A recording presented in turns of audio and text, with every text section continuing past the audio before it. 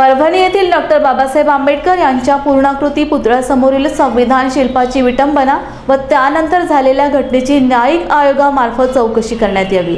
सोमनाथ सूर्यवंशी यांच्या मृत्यूस जबाबदार ठरलेल्या पोलीस अधिकाऱ्यावर सदोष मनुष्यवधाचा गुन्हा दाखल करून त्याच्या विरुद्ध कठोर कार्यवाही करावी।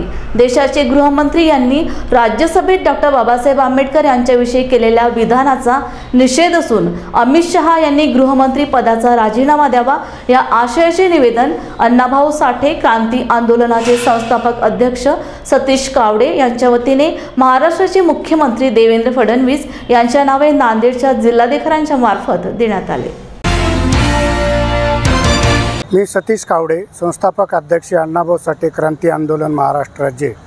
आज आम्ही या संघटनेच्या मार्फत आणि विविध सामाजिक संघटनांच्या वतीने परभणी येथे जी निंदनीय घटना घडलेली आहे, सोमनाथ सूर्यवंशी यांचा जो पोलिसाच्या अमानुष मारहाणीमध्ये मृत्यू झालेला आहे, या मृत्यूला कारणीभूत ठरलेले जे मारहाण करणारे जे पोलीस अधिकारी आहेत, या पोलीस अधिकाऱ्याच्या विरुद्ध सदोष मनुष्यवधाचा गुन्हा दाखल करून त्यांच्या विरुद्ध प्रशासकीय फौजदारी कठोर कार्यवाही करावी अशा प्रकारची विनंती जिल्हाधिकारी नांदेड यांच्यामार्फत मुख्यमंत्री महाराष्ट्र राज्य यांना करण्यात आलेली आहे।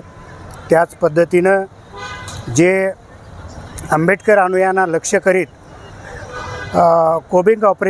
पोलीस कोबिंग ऑपरेशनच्या नावाखाली शेकडो आंबेडकर अनुयायांना जे खोट्या केसेस दाखल करून गुन्हे दाखल करून न्यायालयीन कोठडीत डांबलेला आहे, त्याही ठिकाणी अनेक जणांना मारहाण झालेली आहे।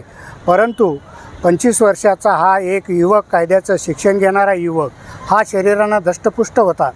त्याला अधिक लक्ष करून त्याला जास्तीच्या मार झाल्यामुळे त्याच्या शरीरातील रक्त गोठून त्याला शॉकिंगमध्ये गेला आणि न्यायालयीन कोठडीमध्ये त्याचा दुर्दैवी मृत्यू झालेला आहे।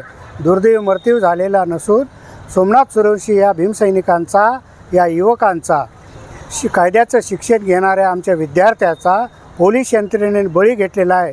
या घटनेचा आम्ही सर्व स्तरातून अतिशय तीव्र स्वरूपामध्ये निषेध नोंदवून महाराष्ट्र राज्याचे मुख्यमंत्री यांना विनंती करतो की सोमनाथ सूर्यवंशी यांच्या मृत्यूला कारणीभूत ठरलेले जे अधिकारी आहेत, जे प्रशासन आहे, जे बेजबाबदार पद्धतीने जे कार्यवाही केलेली आहे, हाताळलेला आहे, कायदा सुव्यवस्था हाताळलेला आहे, त्यांना दोषी पकडून या संपूर्ण प्रकरणाची न्यायिक आयोगामार्फत चौकशी करावी अशी आग्रही मागणी आज माननीय मुख्यमंत्री महाराष्ट्राचे यांच्याकडे जिल्हाधिकारी नांदेड यांच्यामार्फत करण्यात आलेली आहे।